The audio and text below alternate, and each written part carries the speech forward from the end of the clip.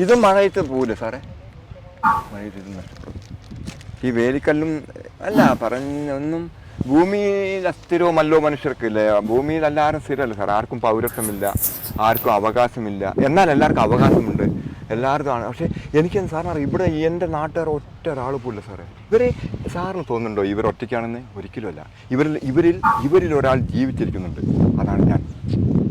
ഇവരിൽ ജീവനുള്ള ഒരാളുണ്ട് സാറേ. ഇവരെ കൂടെ ഉണ്ടാവും. ഇവരെ കൂടെ ജീവനുള്ള ഒരാളുണ്ട് സാർ.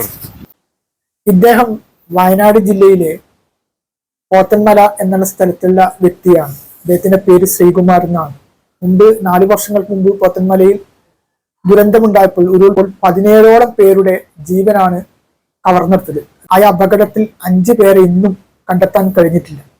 അപ്പൊ അന്ന് ആ ഒരു ഉരുൾപൊട്ടൽ ഉണ്ടായ സമയത്ത് അദ്ദേഹം പറഞ്ഞിരുന്നു ചുഴൽമഴയിലും മറ്റുമൊക്കെ വീണ്ടും ഒരു ഉരുൾപൊട്ടൽ സാധ്യതയുണ്ട് എന്നുള്ള കാര്യം. അപ്പൊ അദ്ദേഹത്തെ ഒരു ഭ്രാന്തനായിട്ടാണ് പലവരും ചിത്രീകരിച്ചത്.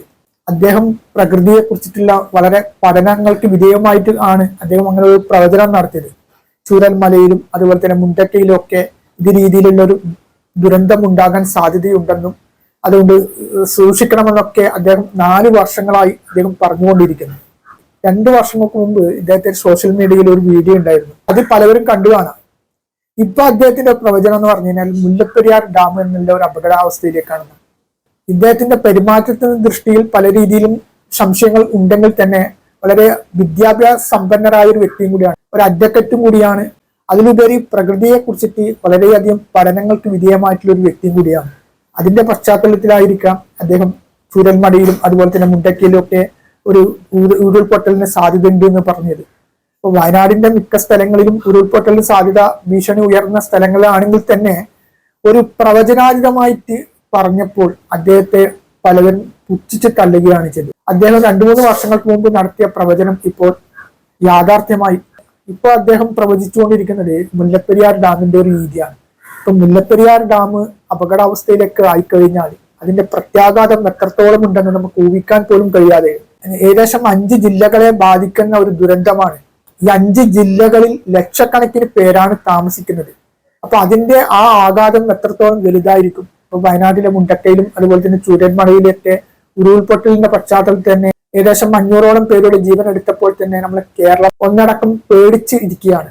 അപ്പോൾ നമ്മൾ മുല്ലപ്പെരിയാർ ഡാമിന്റെ ഒരു അപകടാവസ്ഥയെ കുറിച്ച് ചിന്തിക്കുമ്പോൾ അത് എത്രത്തോളം പ്രത്യാഘാതങ്ങളും ഉണ്ടാകും. അതുകൊണ്ട് ഈ മുല്ലപ്പെരിയാർ ഡാമിന്റെ ഒരു പുനരുദ്ധാരണത്തിന് വേണ്ടിയിട്ട് ഇവിടെ രാഷ്ട്രീയവും മതവും കക്ഷിയും സംഘടന ഒക്കെ മറന്ന് നമ്മളൊക്കെ എല്ലാവരും കേരളീയരാവരുടെ എല്ലാവരും മലയാളികൾ ഒന്നടക്കം തെരുവിലിറങ്ങേണ്ട കാലം അതിക്രമിച്ചിരിക്കുകയാണ്. ഇവിടെ അധികാരികളുടെ കണ്ണ് എത്രത്തോളം തുറക്കുമെന്നത് നമുക്ക് കണ്ടറിയാം. ഇപ്പോ മുല്ലപ്പെരിയാർ ഡാമിന്റെ വിഷയവുമായി ബന്ധപ്പെട്ടിട്ട് സുപ്രീം കോടതിയിൽ കേസ് നടക്കുന്നുണ്ട്. അത് വർഷങ്ങളായി. ഈ കേസും നിയമപാലകരുടെ ഇതൊക്കെ അവരുടെയൊക്കെ കണ്ണ് തുറക്കാൻ ഒരു ദുരന്തം ഉണ്ടായതിനു ശേഷമായിരിക്കാം.